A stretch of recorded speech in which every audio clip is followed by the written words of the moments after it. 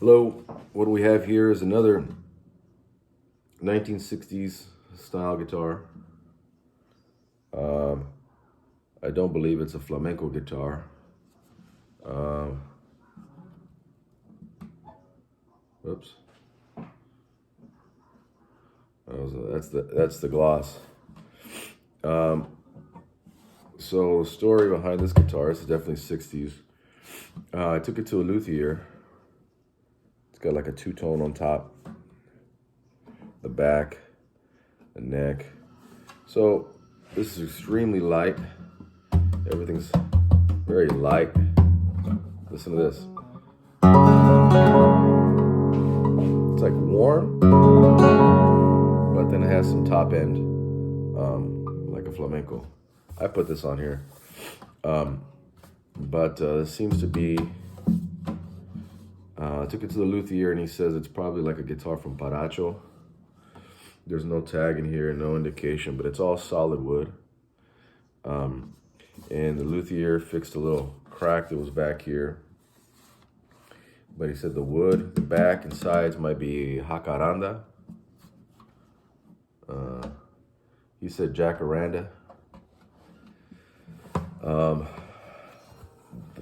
And he refinished it a little bit. But this is like literally, it's all solid wood, but it's like super light, you know? Almost feels like a toy. But it has good playability and snap.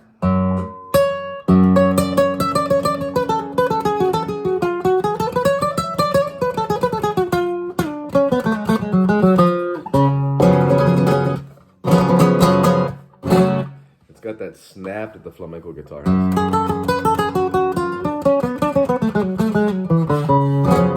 And it's got a lot of low end, which reminds me of a guitar that, I'm not saying, Paco de Lucia played a flamenco guitar, but he loved the cedar tops. I mean, who knows? I'm not 100% this is cedar. But it's solid and it's light. And this, the neck is kind of round, D-shaped. And I sanded it down a little bit, and that lacquer was super thin. And anyways, the fretboard, I don't want to be as bold to say that it's ebony, but it's pretty flat, you know, and dark. And if it is painted, it might be a very thin slice of rosewood or something, because there's a chip in here, and it doesn't look like it's paint. So that's an indication that that might be a slab. So we'll play a little bit. It's got some old school tuners, like, you know, like most of these 60s guitars. But this is kind of the guitar that you record with. So it's got a good, or maybe a mariachi guitar.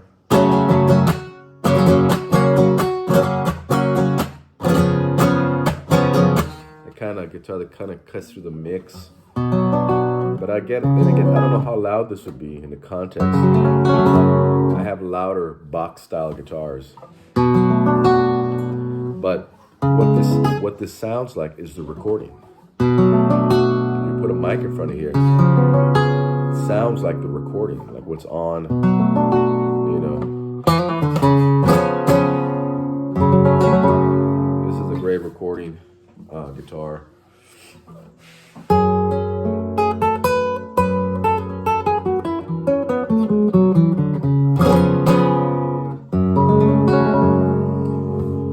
So this could be from Paracho. The luthier said that everything, the fact that it has, you know, some binding to it, that the bracing had a certain style of fan bracing, but the action is super low, you know, no truss rod. It smells, you know, like a certain type of wood. I purchased this, very inexpensive. And the playability is phenomenal, man. It's like one of those guitars that you can sound good, and you don't have to be very professional.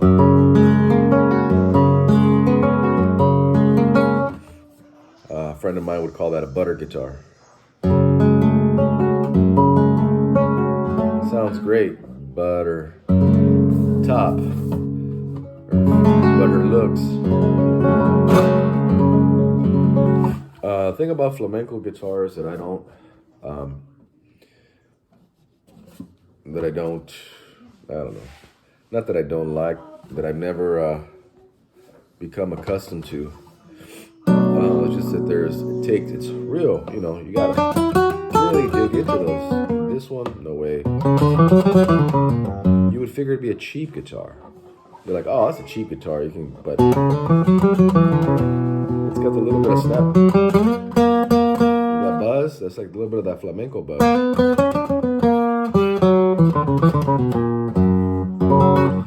Again, super thin top. Listen to that. Super thin top.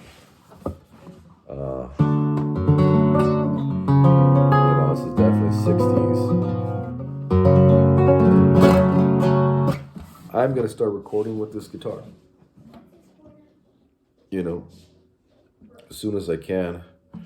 Because most of my guitars have a pickup.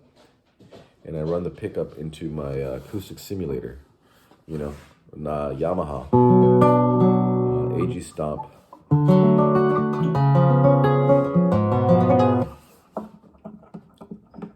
Took the capo off.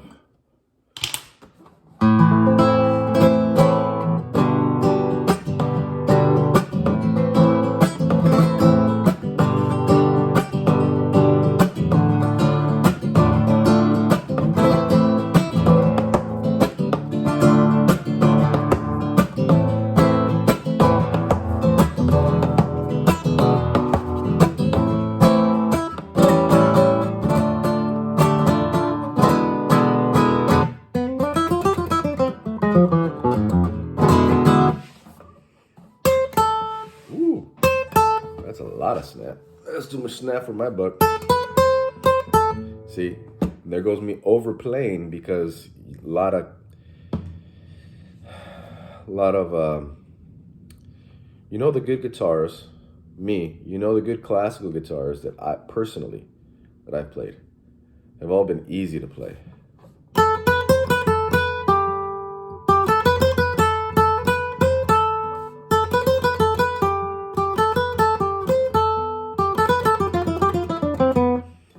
They're very finicky. And trust me, I am not one of these type of players.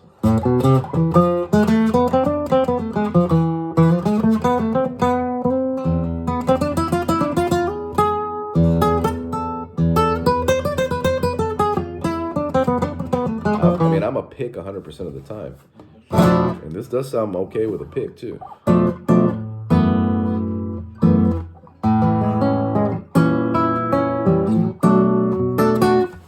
Okay, well, it's probably out of tune because I tuned it with a capo.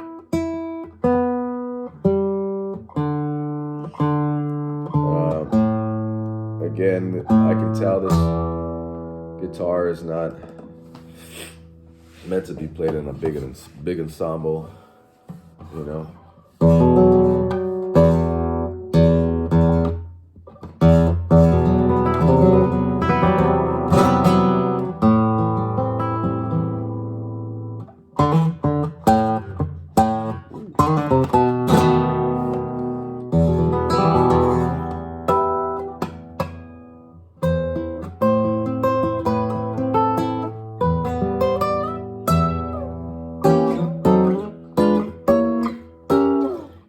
This might be considered a beginner's guitar. I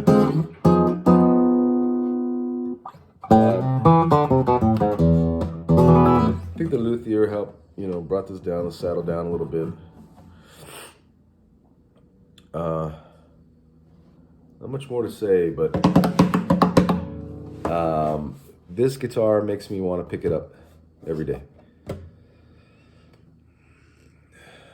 That's what you're looking for. You're looking for a guitar that makes you want to pick it up every day. One of my first teachers, Marcos Loya, used to have his guitars all up in his room, because the maturity of the instrument and the wood needed to mature, and color. He kept the room, I don't know if he had a humidifier in the room, but I put a little sponge in there with the plastic. So it's warm enough for me to get some ideas out.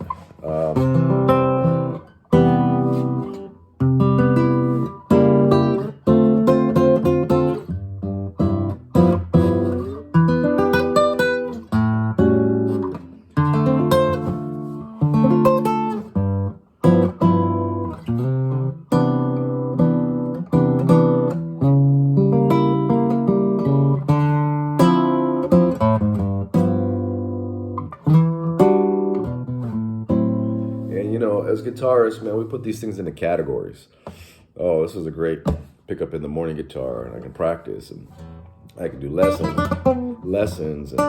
Skype,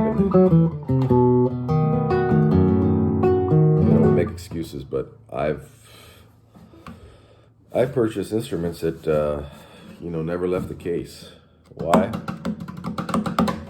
For one reason or the other, man.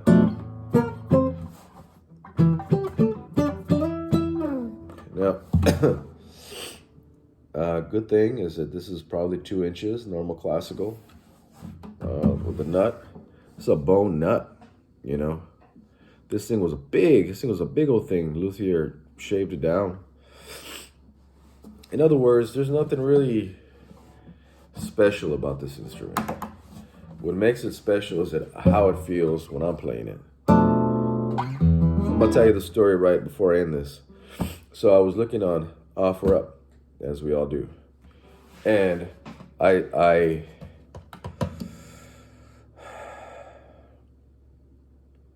story is I was looking for a case, an old case. I wanted a vintage classical case.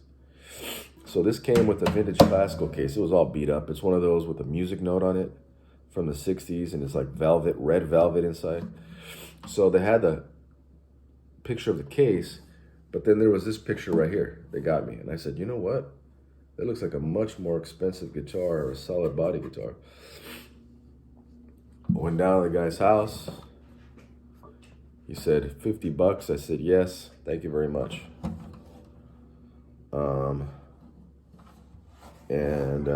It did have some ugly varnish back here and a few nicks. But this guitar is gonna save me from buying other guitars. That's what I'm talking about. And that was it. And then it had a crack in here though, and I think that was one of the main reasons. And I took it down to my local luthier, and he did a great job on it. And that cost me and he did a little refin on here, He fixed the nut here, maybe the action, and then a couple things were cracked, a couple fan braces were cracked on the inside. But I forgot where the crack was. See, that's how good he is. Oh, it was down here. Right here. That was a big crack, and right here or something, yeah. So he charged me another $160. And so roughly about $200. Offer me $200. Thank the Lord. I don't need it. I wouldn't need to sell this instrument for $200. Is it worth $200? Probably, I don't know, probably not. You go to a professional guitarist or whatever, probably not. A buddy of mine said that he saw the back, that the back was bowed, that it was bowed or something. He says, no, you know what, somebody made this, made this in the garage, or, kind of like the Mexicano style, ahí en el fábrico. So, I have no idea, but it's got a lot of the characteristics that I've come to understand about guitars that I'm accustomed with.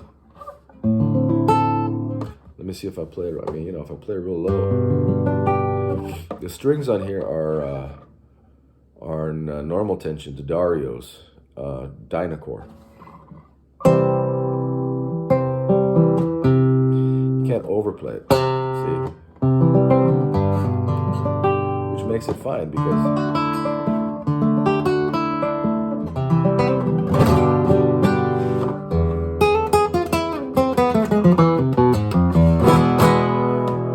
all right, y'all, be good. I mean, it's not for sale, but you never know. But I'm just kidding. Maybe not. I don't know. But it's a really nice instrument, so don't pass them by. Don't pass them by. That's my my suggestion. I made another videos from a guitar a neighbor gave me. I cleaned it up and I lowered the tuning, right? So when I work with a buddy of mine who doesn't sing everything in the normal key, he sings it a whole step down. His guitar is a whole step down. So now my guitar can be a whole step down without investing, too much into practicing with him. This guitar is for me. It gives me more confidence too. All right, y'all, be good.